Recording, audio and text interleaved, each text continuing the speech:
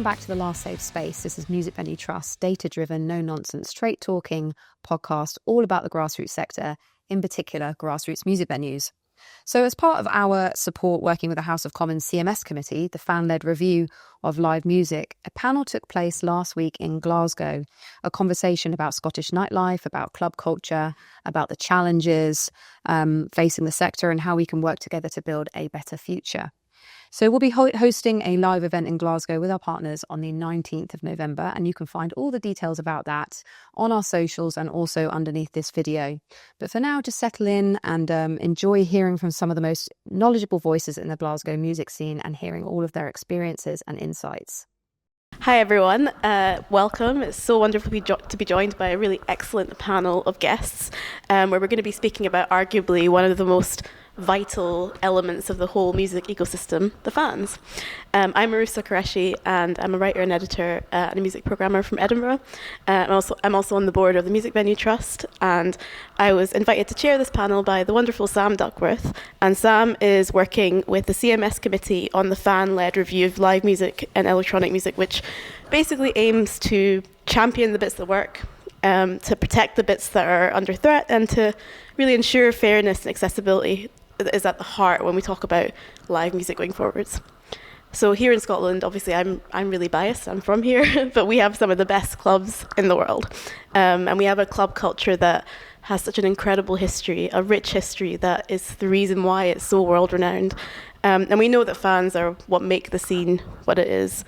But people don't have to take my word for it, because you're all here to tell us exactly why that's the case. So just to do some introductions, I'm joined by Mike Grieve, who is the managing director of the Sub Club, one of the country's most legendary clubs. Mike also chairs the Scottish Nighttime Industries Association. We've got Katie Duffy, who is head of arts and music at Glasgow Life, and who has responsibility for the city's arts and music projects, programmes and festivals portfolio. And then we've got James Johnson, also known as JJ, a musician and DJ who helped establish the DIY club and artist space Exit in 2023, which we are very grateful to currently be in. And finally, last but not least, Finlay Johnson, who's the CEO of the Association for Electronic Music, an association which seeks to amplify the best of electronic music culture and reduce the barriers to education within the industry. So thank you all so much again for joining me. And as I said, we're going to be discussing the role that fans play today, but also the challenges that are facing the sector and potential interventions and what can be done to preserve what we have here in terms of the late night economy. So this is an opportunity to hear from people who are at the forefront, really. And I wanted to start by asking you all to tell me about your experiences as music fans, particularly when it comes to club culture. So can you all share a memory of the first or one of the first times when you were in a club and you really felt part of a community or something much bigger? And we can start in any order. I grew up in Edinburgh, and my first experience of nightlife in Edinburgh was the Bongo Club. I ended up being a barman there for a couple of years, and I remember, being deeply in love with all the different kinds of nights they had there. It was very eye-opening. You couldn't be in one little space because you had to listen to all the music all night, and that was a great education for me. And some of my other formative memories were the Slam tent at T in the Park, and just walking in at 16 years old to this kind of cavernous space and having my mind blown. And I was in theatre up until that point, and it changed my life forever. And I went to become a music agent in London and represented DJs and artists and labels, some of which were from Scotland, and I just loved championing them all over the world and booking their gigs. It was a huge part of my upbringing, and I think I feel it in my bones. Thank you. And Old Bongo was the best. JJ? I grew up in London, and my first clubbing experience was probably, I was messaged someone on Instagram that I bought a t-shirt off when I was 17, and he put up something being like, looking for visual artists.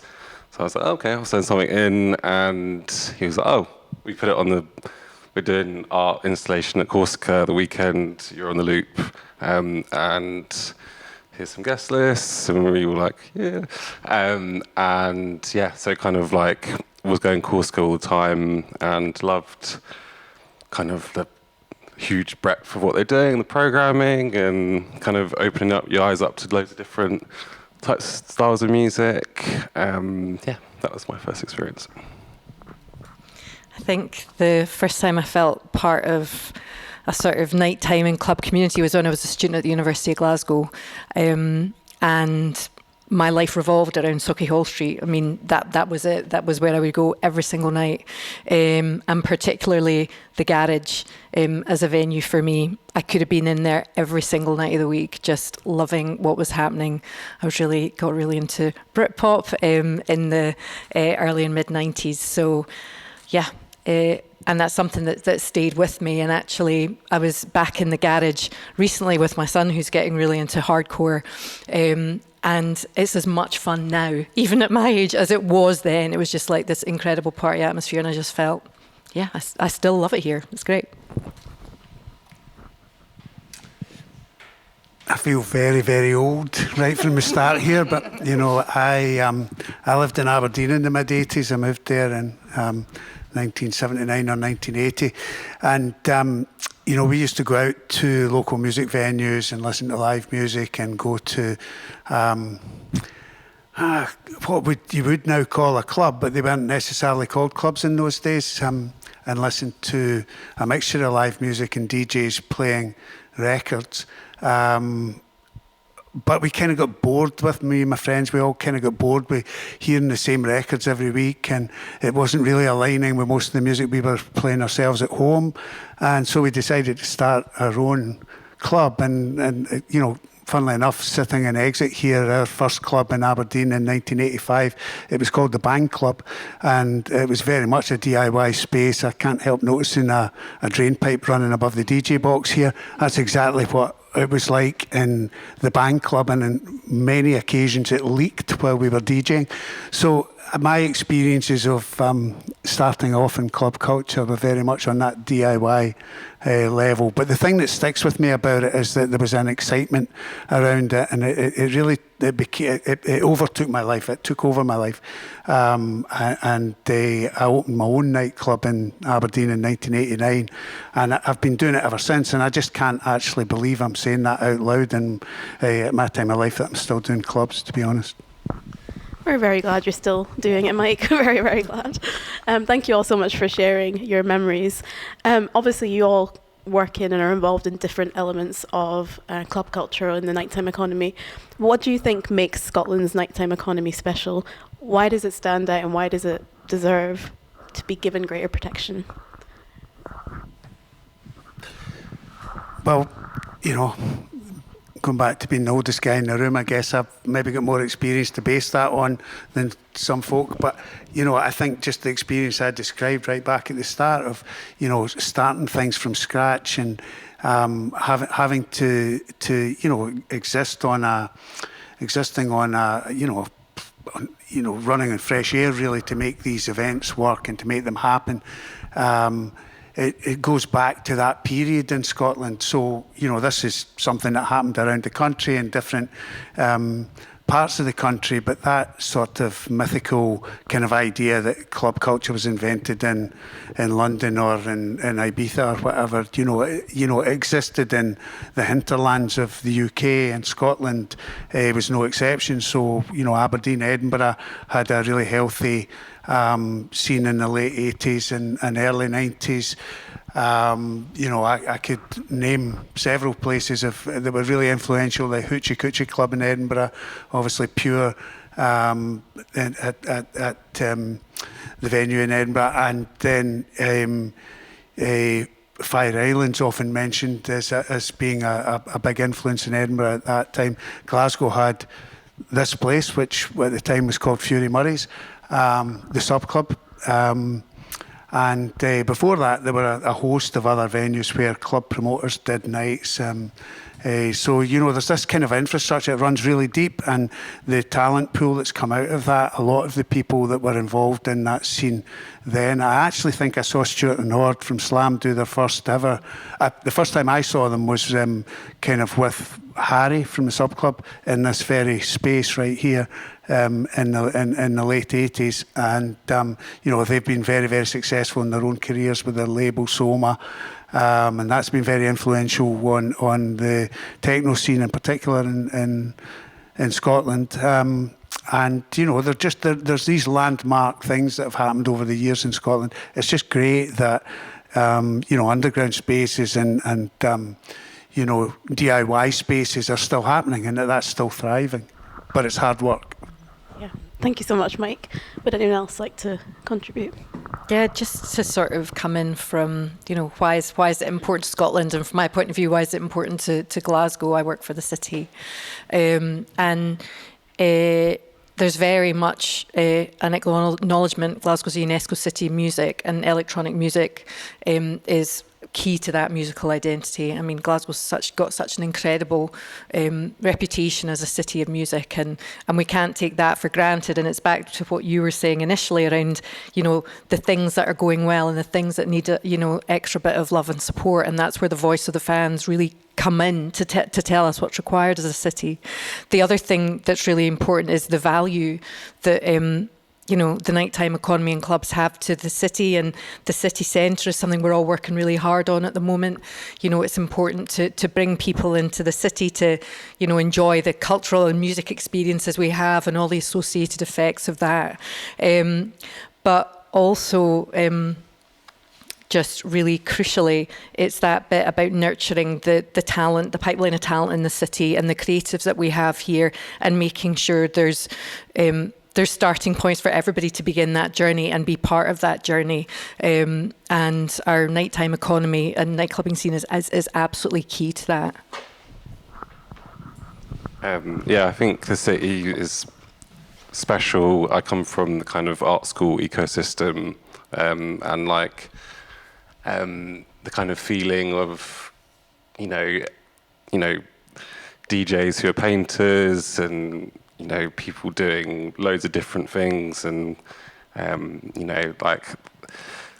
everyone says that you should go to art school if you want to get into music, because there's so many people, into records, into DJing, into bands, and we all kind of exist in this big melting pot. I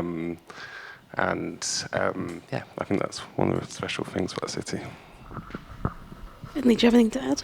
I think the bit that makes, the question was what makes Scotland unique. I think for better or worse, we're very tribal, and when I think about the most successful cultural movements in Scotland, they had a tribe around them, and it's not just about the DJ, and it's not just about the record label. It's actually all of it together. It's the graphic designers and everyone that makes that, and I think that's really the template.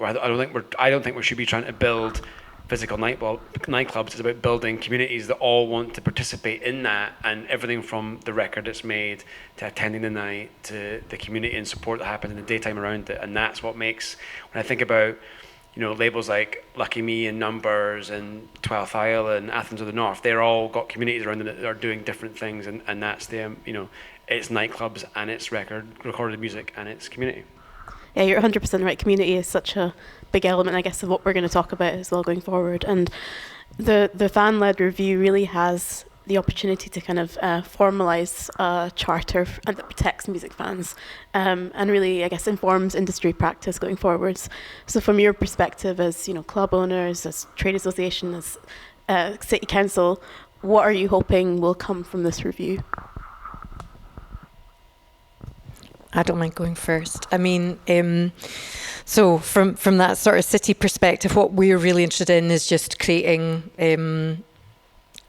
ways to bring everybody along with us and to really demonstrate the value of culture, of music in the city. And that's part of my ongoing job, and the job of our teams in Glasgow Life. We're all about advancing culture and sport in the city. So it's really important for us to be able to advocate on behalf of the fans, of the sector, of the industry, and being that collective voice. So that's a space that we really try to take. And what I'm what has already sort of come out of the indicative data is, we're working with information we've never had before. We're able to sort of give a really compelling case and build a narrative around things that are important to fans and will help us shape what a music policy needs to look like for the city. So that's something that in particular I'm interested in, because it brings credibility to the work that we want to do as a city. I just came back from Amsterdam Dance Event, and there's over 2,000 or 3,000 gigs.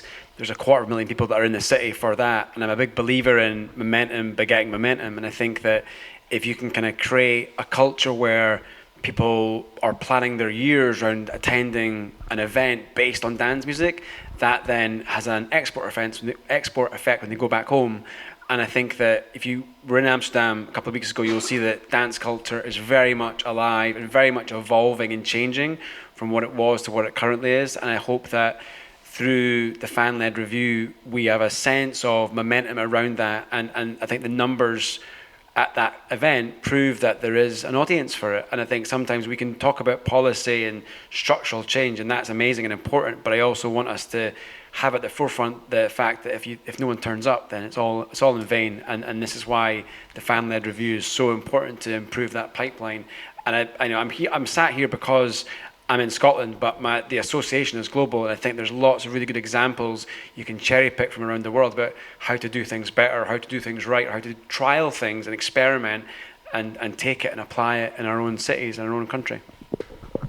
Yeah, I think listening to your fans or community and being very much part of that conversation is so important, and also kind of making sure that our spaces are very accessible, and that we're trying to keep introducing new younger people into clubs and kind of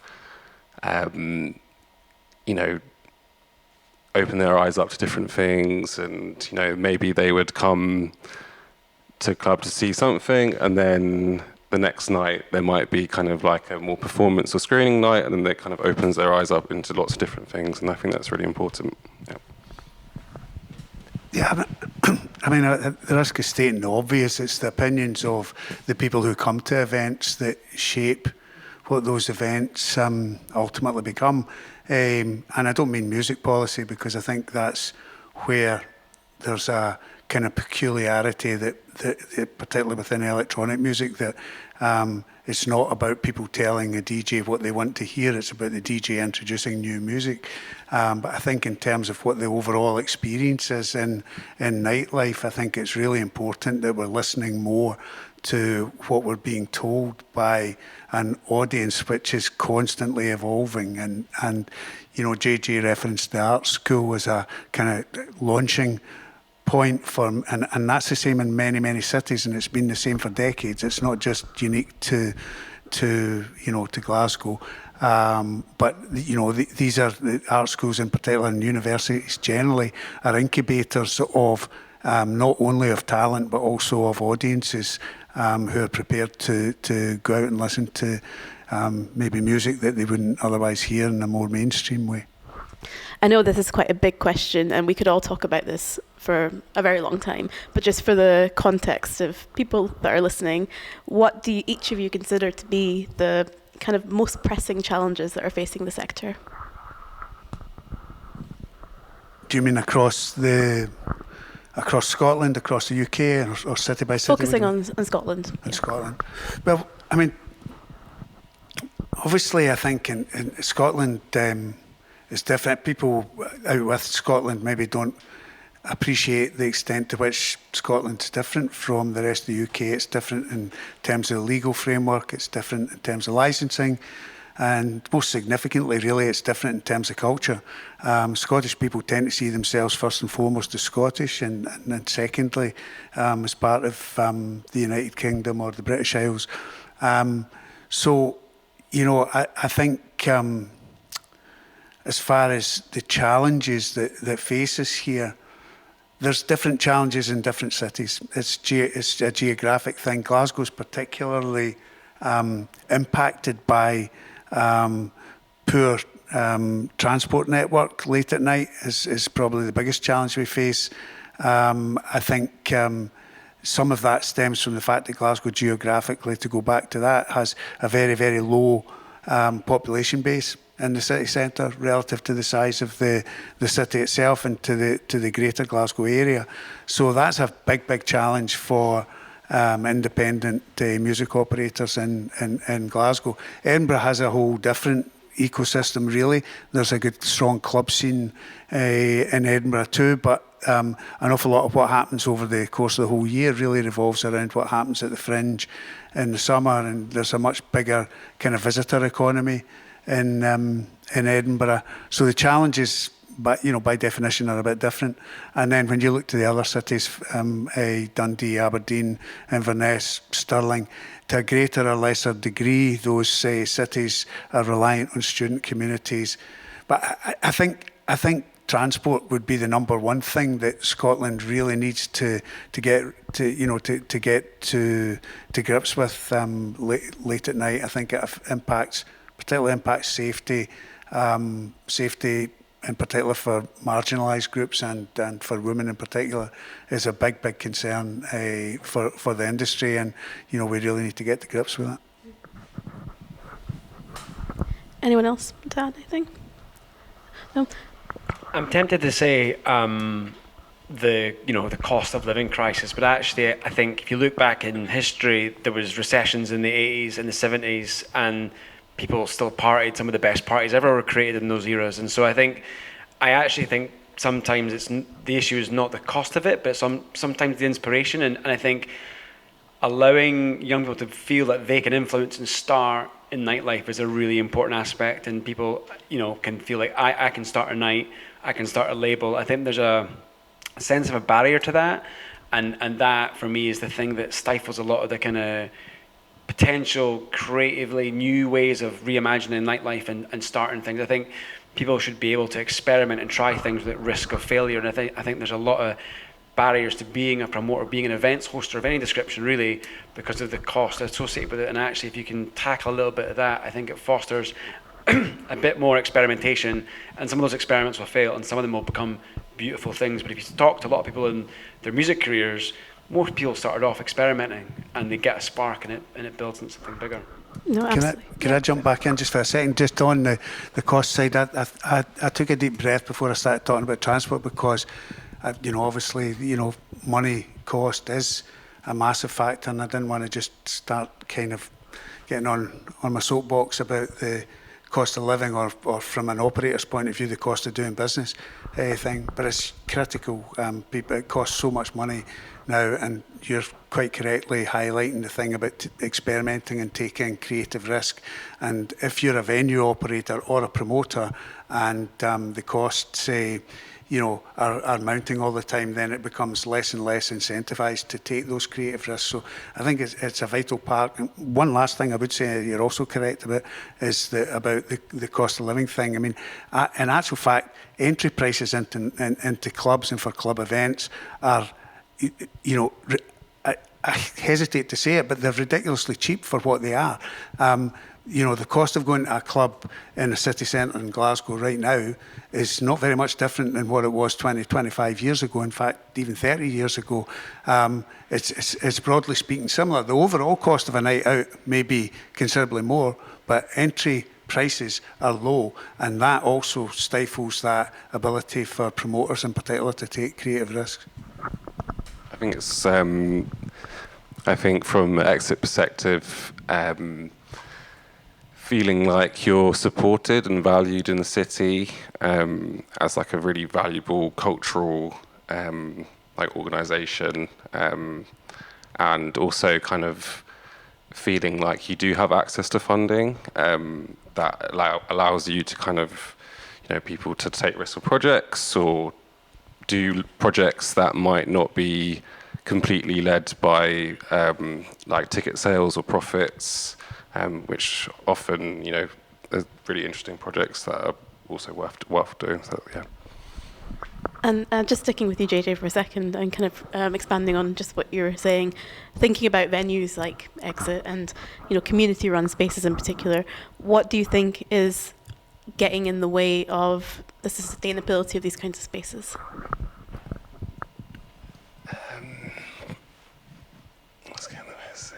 I think over you learning how to run the space as well is like a massive part of it,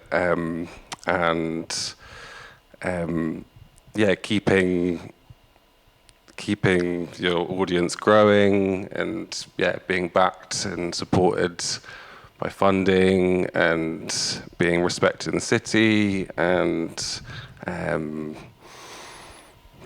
those things. And Finlay, just from the perspective of, I guess, artists and DJs that are touring places like Exit and places like Sub Club, what do you think are some of the really big hurdles, and what have you been hearing from your members? Hurdles in terms of adding dates to tours? Yeah, just playing generally and getting out there and playing in spaces. We've seen a little bit of I used to be a music agent, so I come from a little bit of that background, and there's definitely a contraction in the number of regional dates that an artist will tour, and that is a very negative thing for that inspiration aspect I was talking about earlier. You want somebody to go and play in Norwich or Ayr or wherever and inspire that local audience to experiment and try their thing. So people are shortening the tours to try and maximize the profit margin. So that becomes I think a barrier to more tours, more regional tours. There is, however, an opportunity, and I try and be, as best I can, be optimistic in these conversations, because I really believe in the quality of the culture, the quality of the clubbing that we put on in Scotland. And I think when if you're a young artist or you're a music label, I think if you're looking at your numbers on streaming services, my Spotify will look different to your Spotify. There is no homepage anymore for that. Everyone has a uniquely tailored experience to their algorithm, and that's a negative thing because you get caught up in this, what you know is what you know. And I think if you're a creator of any description, in-person events, whether it's an art gallery or a music venue, that's where you bring your audience to, and you own your audience in that room. So whether you've got a big following or not, I think the importance of the live touring experience is now almost front and center. Even before getting a record label, I think when I was growing up, getting a record deal was the most important thing as an artist. I actually, from a trade body perspective, I get a lot of emails saying, can you find me an agent? Can you recommend a manager? They see that as being the key to opening the other doors, and the music they already have the music because the barrier to entry to make music is lower. They don't need a label, they just need a distributor. So all of this is changing, and I think actually the power now is within the live experience. We just have to make economics stack up and give people the bravery, I think, to go and experiment in it. I think also making sure that we value our local scene, and in terms of like distributing the money within that. I think often recently with clubs struggling, promoters struggling, there's been like a big shift of booking from elsewhere and booking abroad and booking from other cities, and obviously that's great because you're also bringing people in and you're keeping the city extremely relevant within the wider global club scene and club culture, but it's also kind of valuing that we are still growing and still valuing and still paying our locals properly as well. That's really important. Yeah, absolutely. I think that is such an important part, and from the fan perspective, it's in terms of accessibility into spaces and venues, nurturing local scenes is the way that starts. Yeah, I was just going. That's so. I've gone into listening mode because everything's so fascinating. But from a city point of view, it's exactly that. We want Glasgow to be the place that musicians and artists want to play, but we also want it to be the place that lifts up the community from the city itself. So, really thinking about how we can use the fan review and everything we're doing through all this other work to seize this moment feels really really important. And Katie, I'm just going to stick with you for a second. So I know that the study commissioned by the Glasgow Chamber of Commerce on behalf of the City Council revealed the overwhelming value of the nighttime in the retail economy sectors. And we know this, of course. And the result of this is now going to feed into the 5-year city centre strategy. And I was wondering if you could tell us a bit more about this, what the initial study found, and what the city centre strategy will really mean for the nighttime economy. Yeah, so, and Mike touched on it earlier, you know, with transport, for example, the city centre strategy sort of looks at all the sort of key factors that that make up a thriving and vibrant city centre. As Mike said, the root of one of the things that's particular about Glasgow's city centre is that residential use or occupancy is really low. The majority of people don't live in the city centre. So we're looking at everything from that perspective. How do you change that? How do you sort of create more housing and spaces or just people living in the city centre? Everything around sort of transport as well. You just about touched on it, Mike, in terms of red tape and, you know, some of the licensing regulations that are quite specific to Glasgow, and that's acknowledged. Our event strategy actually states that Glasgow wants to be good to do business with, because we do have a very rigorous licensing process in the city. But actually, there's a lot of really specific challenges that need to be looked at for the city centre. So if you think about the spine, if you like, of Buchanan Street and Sauchiehall Street, which I mentioned just at the start, that goes along the top, there have been some challenges that Glasgow's faced that are the same as every other sort of big city at this period of time, but there's been some challenges that are really specific to Glasgow. Alongside that low residential rate, there's the fires that have impacted on Sauchiehall Street, and, you know, a lot of the sort of blight and the narrative just around that sort of state of decline of that street's been a real problem. So the city's been galvanised behind that, and this year definitely through the work that people like Mike and everybody around here has been doing to sort of change that narrative and show that progress is happening, and we're being really out there in terms of the city, in terms of our ambition. I don't know if you've seen the hoardings on George Square, but the city's undergoing its biggest regeneration in more than half a century. So, you know, all our effort is behind the city centre, and of course we work in culture and the arts. And Sauchiehall Street, I keep coming back to it, but all roads lead to Sauchiehall Street at the moment in my line of work.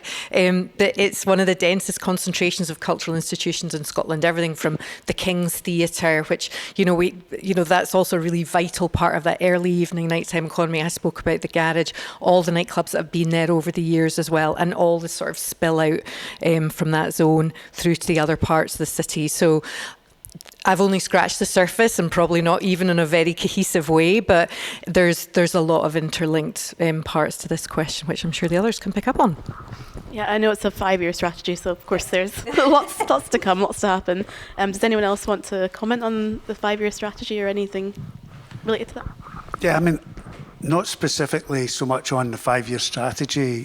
From my perspective, you know, my perspective, as Katie touched on there, comes at it from a nighttime economy perspective. And Katie and Stina from Music Venue Trust both sit with me on a nighttime economy subgroup, which feeds into Glasgow City Centre Task Force, which is jointly chaired by the City Council, by elected member Angus Miller, and the Chamber of Commerce.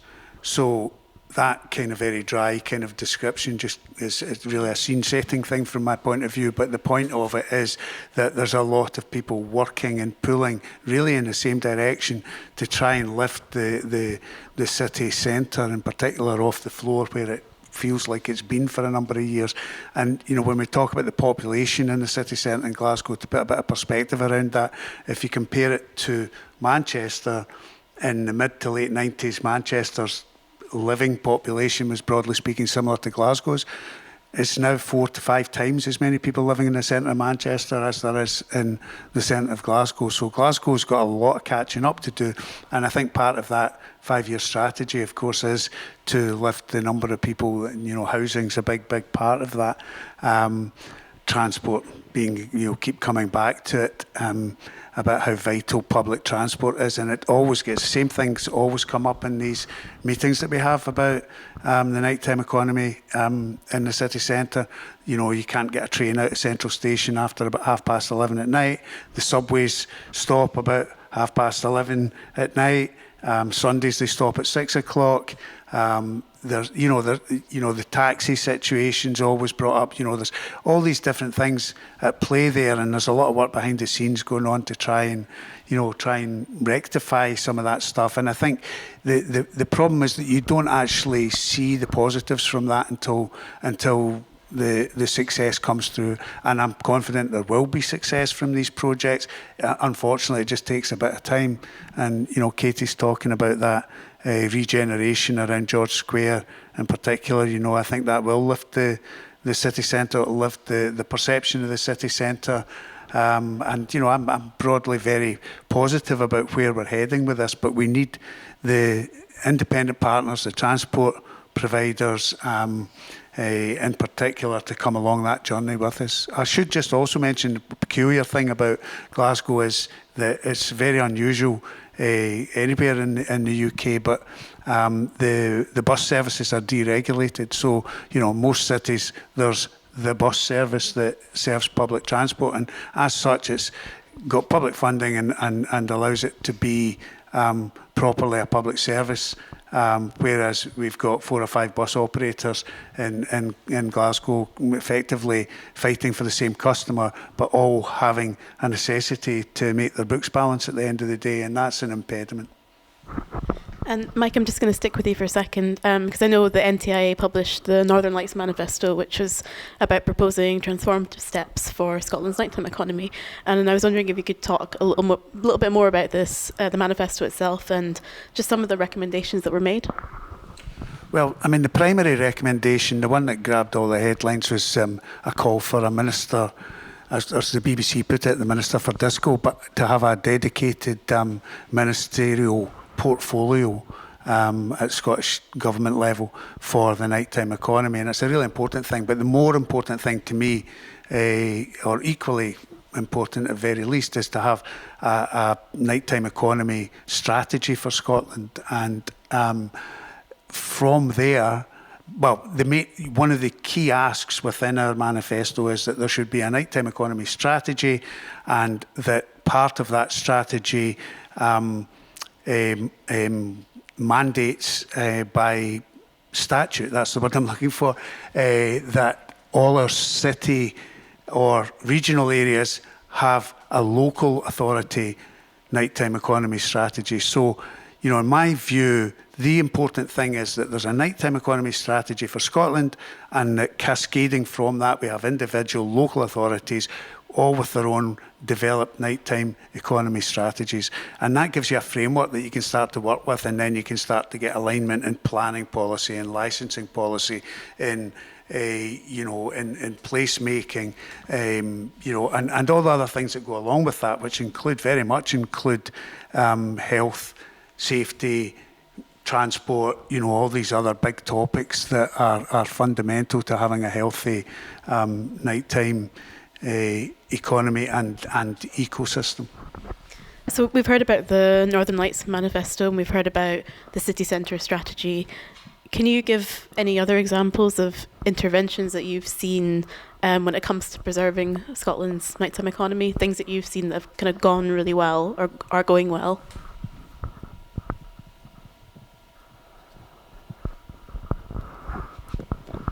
I've seen less, I would say, structural examples, because I think, the work that's been done already kind of covers a lot of that, and it's covering Glasgow. And I think the aspect that I think is probably useful is integrating with the other aspects of the music industry. And within the association, we have the publishers who benefit from the license fee that is paid to PRS, and we have music recognition technology companies that try and monitor the set lists. We have the artist managers, we have the agents that all live in London or Berlin that book a lot of the talent and perhaps don't know the scene. So I think there's a little bit to be done in terms of storytelling about a place and about current culture as well, and scenes coming up. I look at things like Teletech, which is the Manchester kind of hard techno brand, which has done so well globally, and I look at Edinburgh is a capital city without an arena, and I can't think of another capital city that's in that situation. But you have Fly and you have Terminal V that sell thousands of dance tickets. And so there's definitely a scene there. It's just, I don't think, told in that, quite the same way. And so there's a lot of work to be done, I think, joining the dots, and a lot of our members benefit either directly or indirectly from a thriving club scene, but they're not participating in the discussion or the process around promoting that and talking about the culture that surrounds it. So for me, that's the kind of the next iteration, is to get these large companies involved in what's happening in our cities and our countries, no matter where it is really, to kind of understand what's happening and what the opportunity is, because all of these companies want to build artists or brands or labels, and they have an audience in Scotland that want that. They just have to figure out a way to get to them. And I think the live event experience is the primary way to do that. And it's about us telling the story of who the audience is in Scotland, and them understanding and supporting us in that, and understanding the kind of, maybe the limitations we currently have of what's being done to try and lessen them.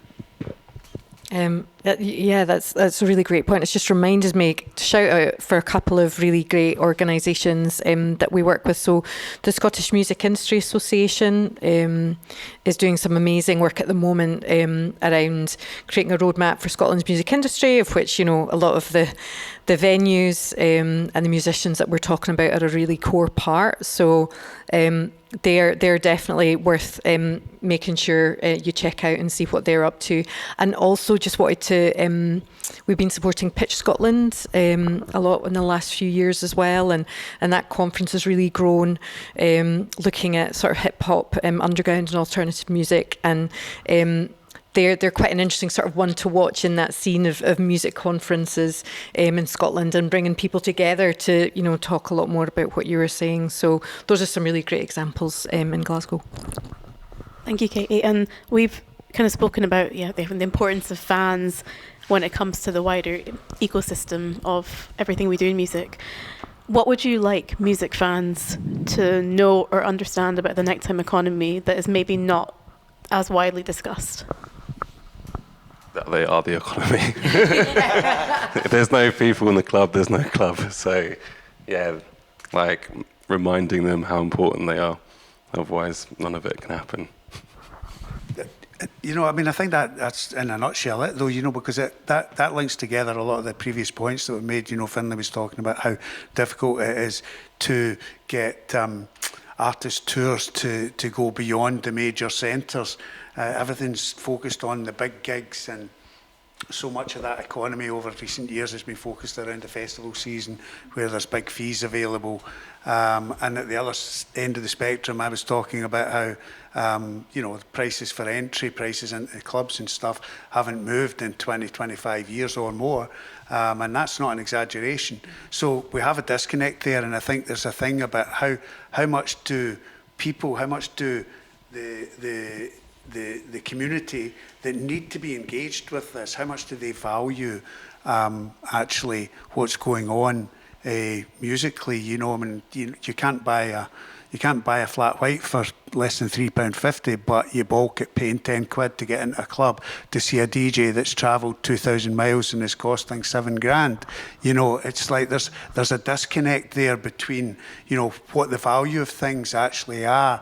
And by the way, this isn't a pitch to say club promoters should be have more money coming in, but I think when it goes back, and this is the joining the dots, but you go back to that ecosystem thing, and again, Finlay was talking about going back to the art school example or whatever, but what we really need to see happening is creators staying in their local communities, pushing that local scene, bringing forward local talent, and not having to go to London or to Manchester or Berlin to forge a career in this industry. And that goes for graphic designers, it goes for technicians, it goes for lighting people, it goes right across the whole use the word again, ecosystem of of the whole creative world, but for the nighttime economy. So I think there's a reset of some sort needed around here, and everybody thought there was going to be the great reset after COVID, that everybody was going to be, agents were going to be easier to deal with, and all of that stuff, but it doesn't really appear to have happened. So for me, that's the biggest thing in that end of the industry that we really need to try and fix. And I guess we've talked about how prices in terms of entry to clubs hasn't really changed. It is affordable. We've talked about the barriers like transport. What other barriers exist, do you think, when it comes to potentially disrupting people attending club nights? And I guess the reason I ask that question is because in my head I'm thinking just what you're talking about, COVID, and from the perspective of putting on club nights, I still find there's a barrier to a certain kind of younger generation going out clubbing the way that I used to when I was at university, for example. And I wonder if you've seen similar kind of barriers. I guess people's experience of clubs, especially younger people, has changed because they experience a lot of it through the internet and through kind of boiler room culture and these huge events. And then a lot of the time they sometimes maybe feel like they're let down by the actual reality of like underground clubs, because there's not 5,000 people here, and and so I think that's definitely made people's relationship or their introduction to it different, and there's comes with its complications. Yeah, maybe just add to that, or to elaborate on that a little bit. There's an expectation about the experience that maybe doesn't match the live experience, and it's the live experience that really matters.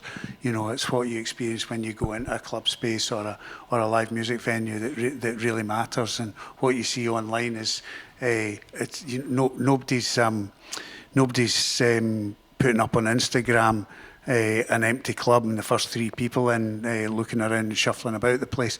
It's people actually walk into clubs when you've just opened your doors, and then they leave again because there's not enough people there.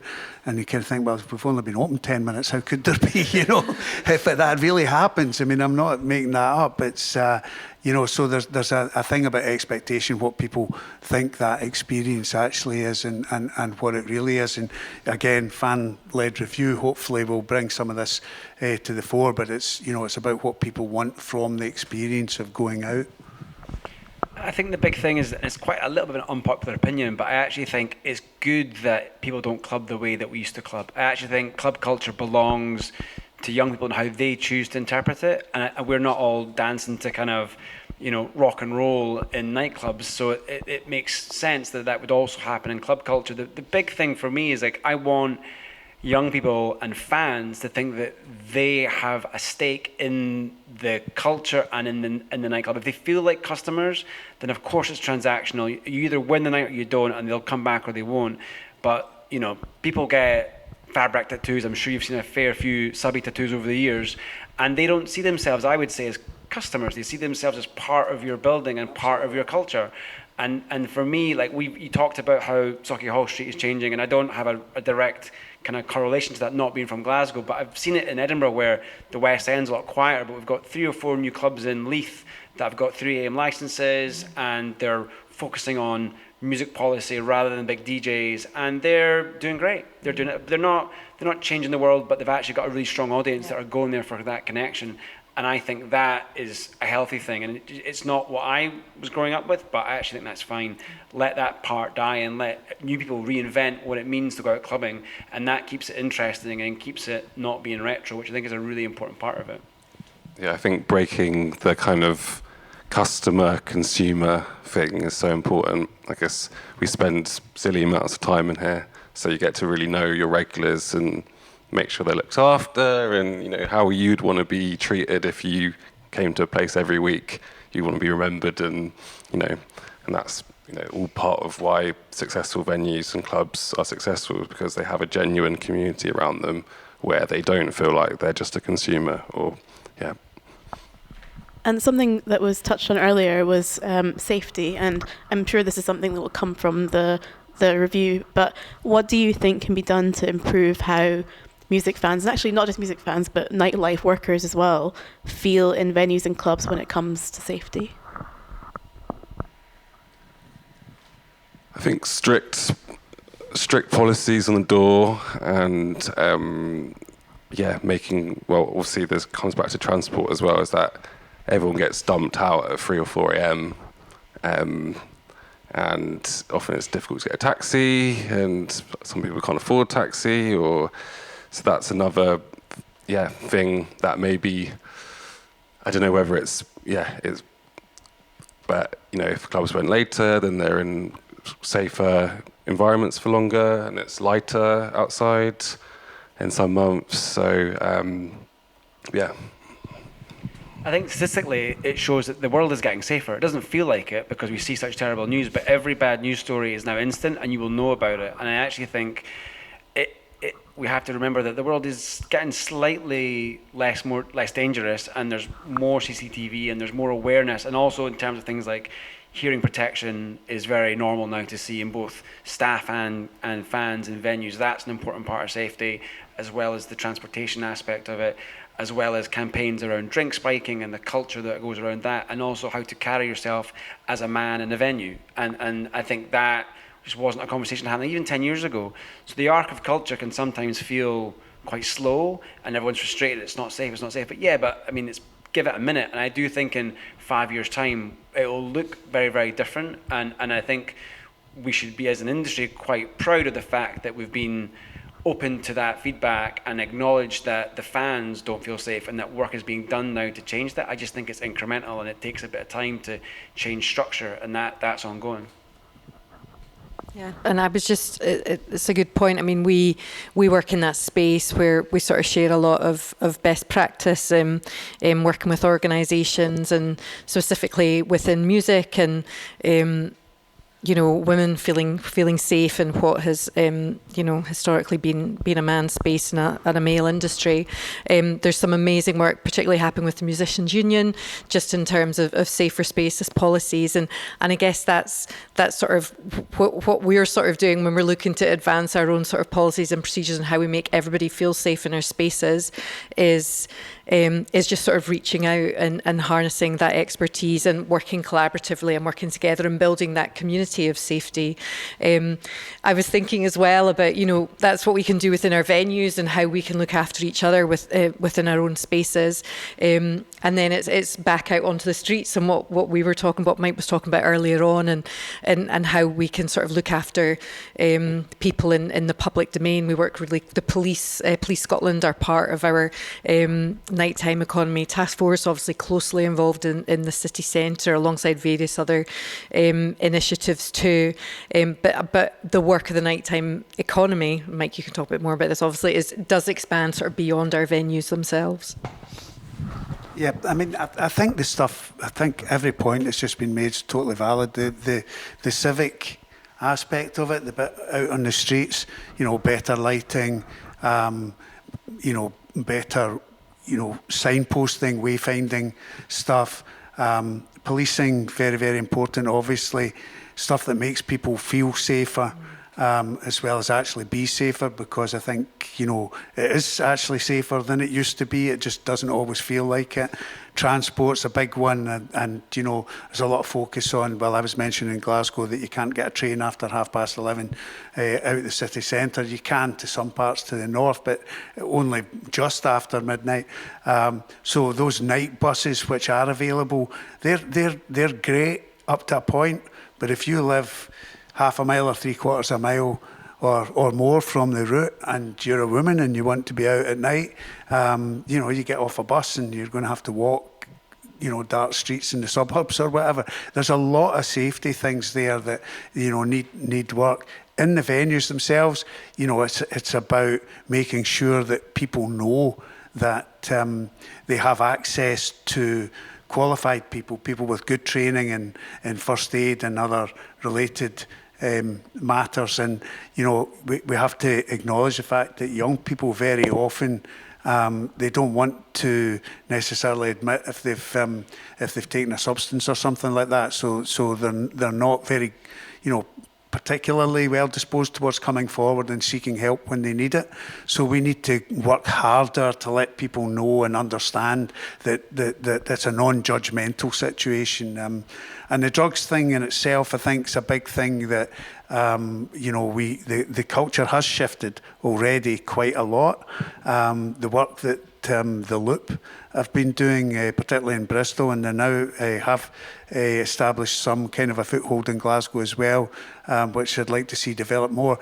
But sharing information about the drugs that are out there and the risks associated with them, and not hiding from the fact that young people will at times take substances, I think is really, really important. For instance, the current, I know this from data that's been shared with me recently, but the current strength of some of the ecstasy or MDMA pills that are going about at the moment is up to 3 times as strong as a single dose. So people think they take one pill and they're all right, but in actual fact, that it's equivalent of taking what traditionally, if you can call it traditionally, would be regarded as 3 times that. That type of information, club operators have always been very, very reluctant to publicly talk about that kind of stuff, and I feel very strongly that we need to have that open dialogue about it. We can't be scared that we're going to get the authorities coming down on us because we acknowledge the fact that people do actually take drugs. Thank you for all those comments, and I think it's really positive to hear that there is definitely work being done, but also there's real care behind the scenes in terms of wanting to shift the culture and wanting people to feel safe and just working together as a community, like we were kind of all talking about earlier. So we're coming up to the end of our time now, but just very quickly to wrap up, I wanted to ask, in your view, and you're welcome to repeat something you've said before just to summarise, but what are some of the main things that can be done in the immediate future to preserve the nighttime economy and the electronic scene in Scotland? Supporting venues and clubs that open and helping them say we're under threat of the building getting demolished. We always have been. We've been in much longer than we thought, but getting help and advice and about that, and kind of more funding within clubs and music, and I think mine would be a recognition that it's a constituent of different parts and to get them heavily invested as early as possible. I've never met a DJ that was just a DJ. They're always a label owner or a promoter or an artist manager. And I think looking at it holistically and giving a sense to the fans that the space belongs to them as much as anyone else is at the heart of what we're talking about. I do think that policy and government change and infrastructure change will happen because there are good people fighting for it. I think the rest of the industry that is not in that space has a responsibility and a duty to engage at this level to kind of re-emphasize that actually it's an ecosystem and it's a full circle, and it requires everybody to participate. Just because you don't go to clubs does not mean that your business is not impacted by whether people attend or not. I've just sort of started thinking a little about, we've talked a lot about challenges and a lot about things that are really difficult, and there's plenty of them, and there always will be, and that's why we're here doing what we do. I think part of the story as well is celebrating the things that are going well, because quite often these are certainly within a city and with the resort. These are the sort of levers that we have to help make change in other places. And coming back to what you've said right at the head of the interview, being able to respond in the way that we can, working in the city, to these areas, and following this discussion and listening to things that we've spoken about, listening to the fans in the review, being able to focus in on the specific areas that do need that care right now. I think that's where we can bring our expertise and our collective community to rise to the challenges. Yeah, all of those things, of course, as well. I think, go back to the word that's been prevalent throughout this, which is community. I think it's about engagement. I think it's about people realising, using that that fan's voice, if we can call it that. It's use your voice and engage where the opportunities there for you. Don't take it for granted. Get involved, almost like that. If you've got a vote, use it. Where people are outreaching to communities and want input like this, then take the opportunity and express your opinion, and use your ability to influence what happens in the future. Yeah, all terrific points. And just to wrap up, thank you all so much for taking part in this panel. Thank you, Finlay, JJ, Katie, and Mike. Thank you to Sam Duckworth of the Music Venue Trust for inviting us and putting this together, and to Exit for hosting us, and to Danny for help with the sound recording. Thank you all so much for listening. Thank you. Thanks. So the fan-led review of live music is open until the 31st of November. And alongside those events, there's also a public survey where you can share your own thoughts and experiences. And we really encourage you to take part in that. And you'll find the link to that survey in the podcast description below. Thank you so much for listening. This has been The Last Safe Space.